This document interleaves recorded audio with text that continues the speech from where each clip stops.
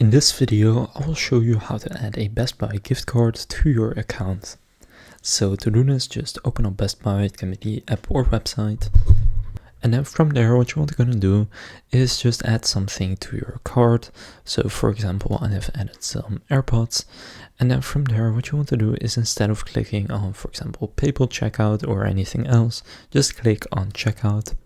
And then here you have all the details. Now just go to continue to payment information. You don't have to pay yet.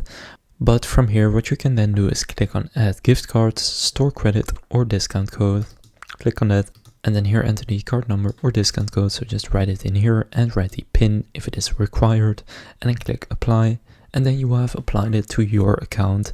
And you can then use it when you are buying something. So that's how to add a gift card to your Best Buy account.